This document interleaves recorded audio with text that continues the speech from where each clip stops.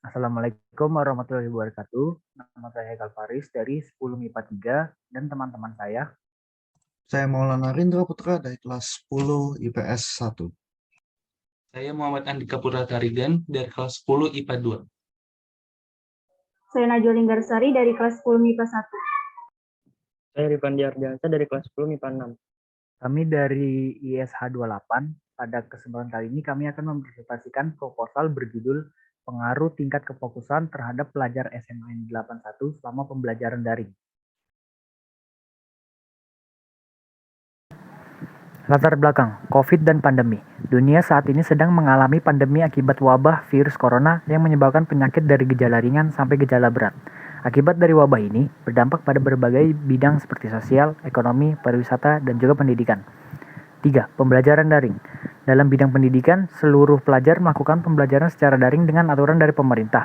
Pembelajaran secara daring sangat membutuhkan teknologi. Apalagi sekarang sudah memasuki era industri 4.0, yang dimana segala aktivitas dilakukan melalui gadget. Seluruh pelajar pun berinteraksi dengan Zoom, WhatsApp, dan Google Classroom. 4. Fokus. Pembelajaran tanpa tatap muka secara langsung antara guru dan siswa mengakibatkan guru tidak bisa memastikan murid-muridnya fokus atau tidak fokus dengan materi yang diberikan. Siswa terkadang tidak fokus selama pembelajaran dan mengabaikan gurunya saat menjelaskan materi. Hal tersebut yang mengakibatkan materi menjadi sulit dipahami oleh pelajar. Fokus dalam belajar memang sangat diperlukan dalam proses pembelajaran apapun.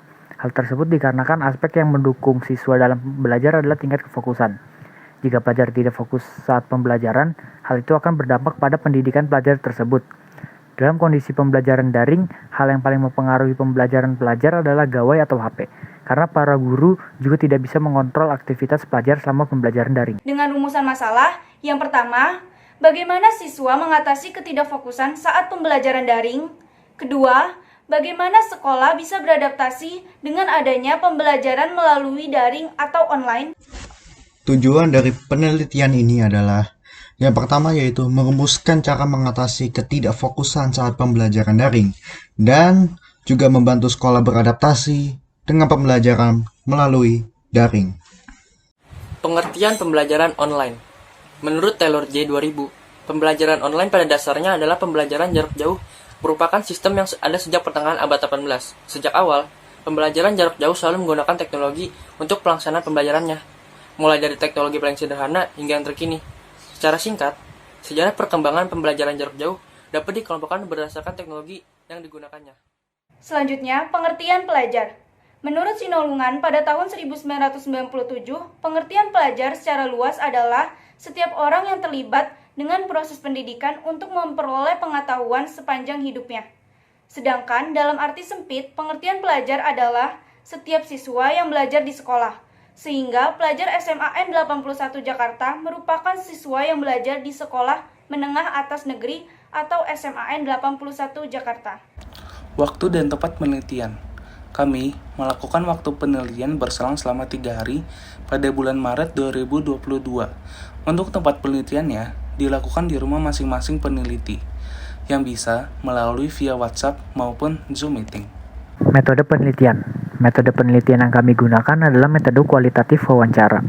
Wawancara itu sendiri adalah tanya jawab untuk memperoleh suatu informasi. Kami menggunakan metode ini karena cukup efisien dan cepat dalam kondisi pandemi seperti ini. Dan dalam pengumpulan data, metode ini juga cukup cepat dan efisien. Masing-masing dari anggota peneliti menanyakan 3 orang sebagai subjek penelitian.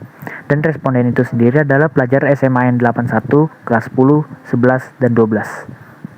Kesimpulan, di kala pandemi ini, banyak hal yang terganggu dalam berbagai bidang, seperti ekonomi, sosial, dan pendidikan. Dalam pendidikan, pemerintah resmi menetapkan pembelajaran secara daring. Ada sisi minusnya juga loh dari kebijakan ini, yaitu banyak pelajar yang mengantuk, tidak fokus, dan tidak memerhatikan apa yang dijelaskan gurunya saat di kelas.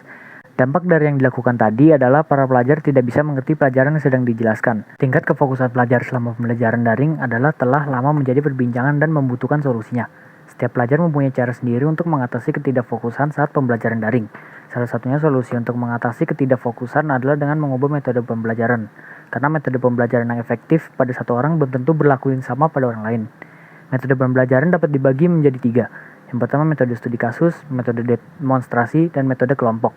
Dengan pelajar memilih metode pembelajaran yang mereka sukai, maka pelajar dapat total dalam melakukan suatu pekerjaan.